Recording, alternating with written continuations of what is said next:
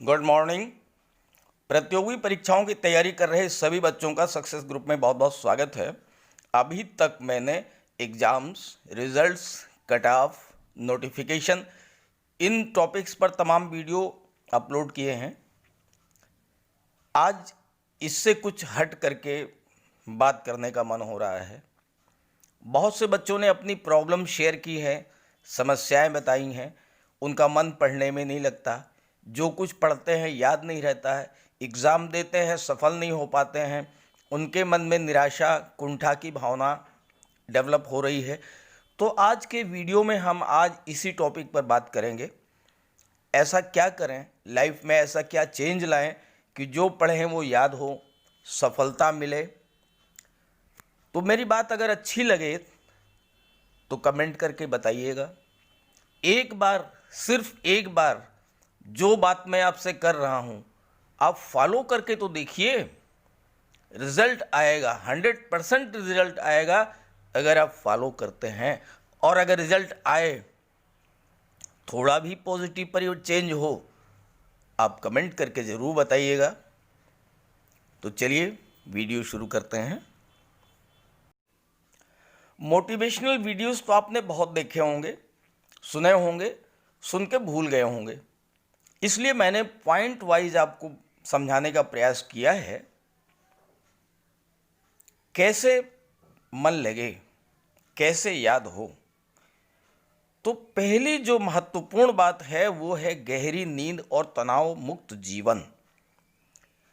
अब आप कहेंगे कि पढ़ाई से नींद का क्या संबंध? पढ़ाई तो जागने से होती है, ठीक, मान लिया आपकी बात। आप कितने दिन जागेंगे? 1 दिन, 2 दिन, 3 दिन, 4 दिन? क्या 3 दिन 4 दिन जागने से पढ़ाई पूरी हो जाएगी? क्या कंपटीशन बीट कर लेंगे? ये तो एक कंटिन्यूअस प्रोसेस है, लगातार पढ़ना है। तो लगातार आप पढ़ सकें, इसके लिए ज़रूरी है कि आपकी नींद पूरी हो। तो इसलिए मैंने सबसे टॉप प्रायोरिटी पर इस बात को रखा है कि आप नींद पूरी लें। और दूसरी बात, सोने से पहले दिमाग में कोई टेंशन ना रखें, किसी तरह का टेंशन लेके ना सोएं, बिल्कुल साउंड स्लीप। अच्छा चलिए, बहुत तनाव झेल रहे हैं आप, टेंशन पर टेंशन करते जा रहे हैं, क्या मिलेगा आपको? क्या तनाव से आपको कोई सफलता मिल जाएगी? नहीं मिलेगी।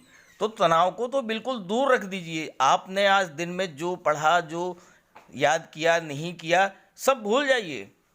आप बिल्कुल टेंशन फ्री हो करके साउंड स्लीप लीजिए।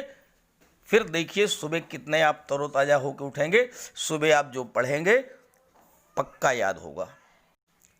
दूसरी बात जो महत्वपूर्ण है वो है पढ़ाई का माहौल। आप पढ़ाई के माहौल से क्या समझते हैं?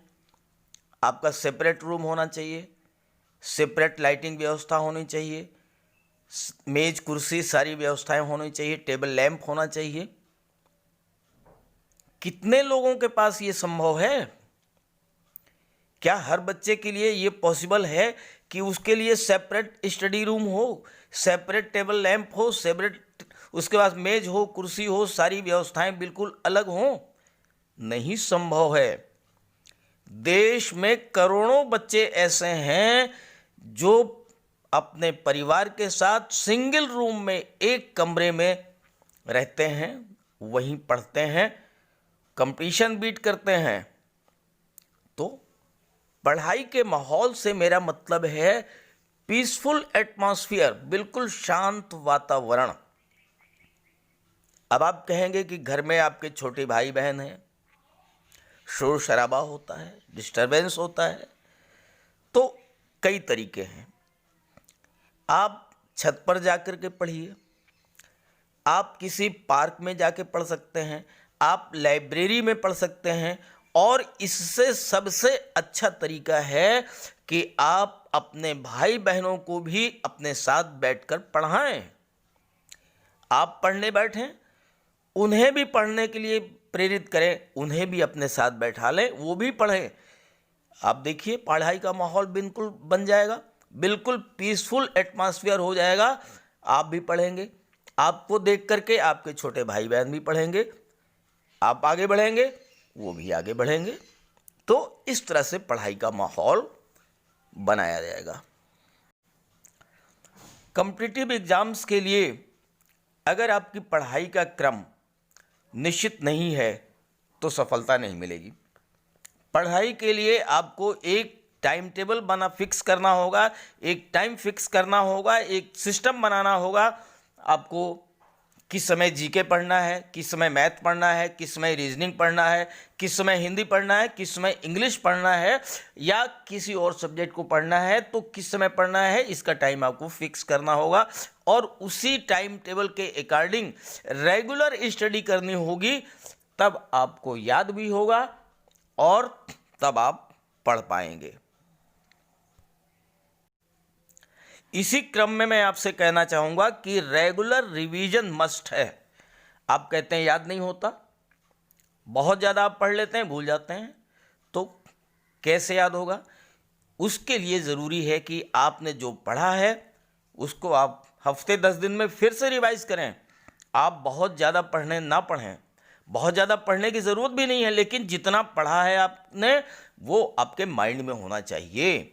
और उसके लिए ज़रूरी है कि आप रेगुलर रिवीजन करें और तब आपको वो जो आपने पढ़ा है वो बिल्कुल कंठस्थ हो जाएगा, वो आपके माइंड में छप जाएगा। रेगुलर रिवीजन के क्रम में मैं आपसे ये भी कहना चाहूँगा कि अगर पॉसिबल हो तो ग्रुप स्टडी करिए, अपने फ्रेंड के साथ मिलकर पढ़िए, आपने जो पढ़ा है उसको डिस्कस करिए। कोई प्रश्न आपने सॉल्व किया है उस पर डिस्कस करिए, आपको कोई प्रश्न नहीं आ रहा है उसको पूछिए, उस आपके फ्रेंड को कोई प्रश्न नहीं आ रहा है उसको बताइए। लर्निंग एक प्रोसेस है, आप सीखिए सिखाइए, सीखिए सिखाइए, पढ़िए पढ़ाइए। एक ग्रुप में अगर आप कर पाएँ, और अगर ग्रुप नहीं बन पा रहा है अपने फ्रेंड के साथ ही अगर आप ग्रुप स्टडी कर लेंगे, रिवीजन भी हो जाएगा, मैक्सिमम आपने जो पढ़ा है वो आपके माइंड में रहेगा और आपको सफलता मिलेगी। इसी क्रम में मैं आपसे अंत में 2 बात और कहना चाहता हूँ। एक तो ये कि आप सिस्टमेटिक स्टडी करें और दूसरा अपनी कमी को पहचानें। ऐसा न करें कि आप खाली जीके पढ़ते रहें या खाली मैथ्स पढ़ते रहें या खाली साइंस पढ़ते रहें या केवल जो है आप रीजनिंग पर कंसंट्रेट कर लें। ऐसा नहीं, हर चीज़ को पढ़िए और सिस्टमेटिक वे में पढ़िए।